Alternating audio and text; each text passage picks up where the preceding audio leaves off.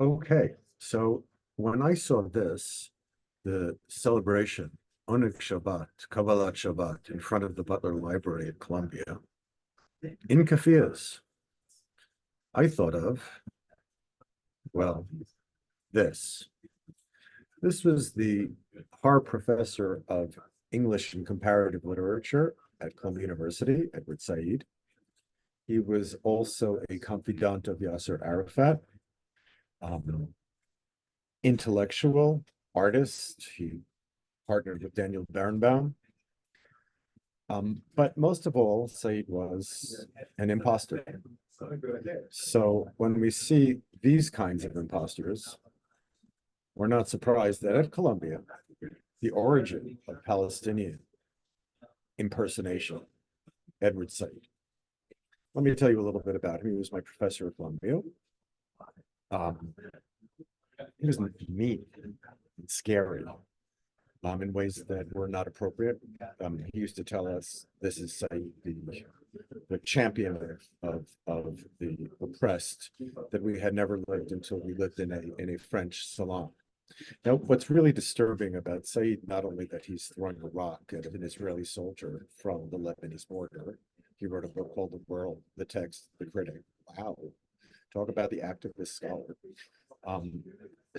But Said's, who is the father of Middle Eastern Studies departments in America, which are really just anti-Zionist strongholds, and also the most influential person in contemporary literary studies, I'd say, aside from Foucault, which Said steals from. And I'm saying that at this moment because Said has been able to turn humanities departments in general, or the ideology that he promulgated, has turned departments in the humanities also into strongholds of anti-Zionism, where it's too terrifying for students to go to class. So look at this active appropriation. Remember, like, we're not allowed to eat hummus or falafel because we're appropriating somebody's food. So Said says about the Frankfurt School of Philosophy. Frankfurt School is a school of German Marxist philosophers after World War II. Most of them eventually went to California. They were exiled. Adorno, he's famous for saying no poetry after Auschwitz, partnered with Max Horkheimer, and they provided, in a book called The Dialectics of Enlightenment, they right after the Holocaust, extraordinary thing really, or even during it, they're writing about what led up to it, the ideology that informed it, what creates the fascist state. So now watch what Said does here. And Adorno is the most important, even though he's wrong for many reasons because he was living the trauma, but he's certainly the most important cultural historian of the Holocaust. We deduce from Adorno's life that by virtue of living a life according to different norms, the intellectual does not have a story, but only a sort of destabilizing effect. I mean, this is like post-structuralism, 1990 or something. He sets off seismic shocks. He jolts people. I mean, this guy has an ego like anything. Here in an interview, and this is telling, with Ari Shavit in the New Yorker, edited by, what's her name? Tina Brown then, or Remnick then? Of course, I'm the last Jewish intellectual. One more time. I'm the last Jewish intellectual. You don't know anyone else. All your other Jewish intellectuals are now suburban squires. You see, he's talking about how Jews are successful in America. And not only in America, from Amos Oz to all these people here in America. So Israel's greatest novelist is a suburban squire. So I'm the last one, the only true follower of Adorno. Let me put it this way. I'm Jewish Palestinian. It's cloaked in this kind of Greek, no, there is no Jew, there is no Greek, which of course comes out much worse for the Jew than the Greek, much worse for the Jew than the Palestinian here. And then Said says, Frankfurt School of Critical Theory. And he really posed, I mean, people were terrified of him, his colleagues, students, and he pulled it off.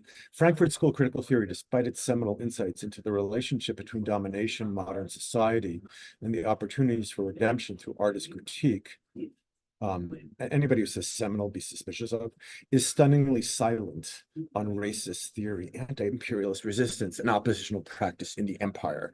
Meaning, Adorno would have been much better had he been me. It would have been fine, as Said said, in the tradition of Adorno, I write Orientalism, but he doesn't do that. He says, I am Adorno. And this is a favorite phrase of mine, by an almost inescapable logic that, oops, that's my watch. By an almost inescapable logic, I have found myself writing the history of a strange secret sharer of Western anti-Semitism. Oh, it's so literary. There's the Joseph Conrad reference, and the inescapable logic. It was so many things were happening in the 80s when I was in graduate school by inescapable logic. That anti-Semitism, and as I've discussed it in the Islamic branch, Orientalism, resembled each other very closely, is a historical, cultural, and political truth that needs only to be mentioned to an Arab Palestinian for its irony to be perfectly understood. Ho, ho, ho. Only the Palestinian really knows. And watch the transition. Here he's in an argument with Michael Walzer, who writes a book called Exodus Politics. Big mistake. Walzer, of all people, like a liberal politician, writes Exodus Politics. I mean, politics is theology, whatever. He walks into Said's trap, basically. Said's waiting, salivating. Said destroys Walzer. But watch his strategy.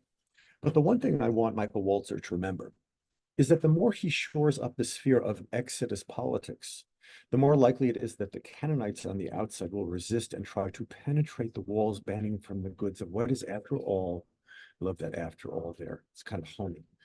And then the more minatory, dangerous, threatening, partly their world too, but partly also is a nice qualification. Let's read it again.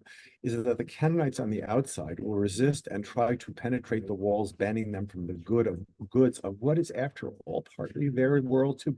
Notice penetration, right? There's the implicit threat of violence. The strength of the Canaanite, that is the exile position. Whoa, wait. The strength of the Canaanite, that is the exile position? The Jew is the exile position. And by the way, the Canaanites who are excluded, they're not just people we don't like. They're not like Republicans. They're not even Trump Republicans. They sacrifice their children, right? The strength of the Canaanite, that is the exile position. So note how Said is taking the Canaanite, replacing the Jew with the Canaanite, is that being defeated and outside, you can perhaps more easily feel compassion. So this is the role that the Jew has taken throughout history, more easily call injustice, more easily speak directly in plain of all oppression. My God, it's terrifying the extent to which this impersonation is not only an impersonation, it's a displacement. And with less difficulty try to understand rather than mystify or include his story and equality. So here, if you're wondering about, well, where does the impersonation of kabbalat Shabbat in front of Butler Library, where does that begin? And it begins in Said. This idea that we are the new Jews. And that claim comes to the exclusion of the old ones.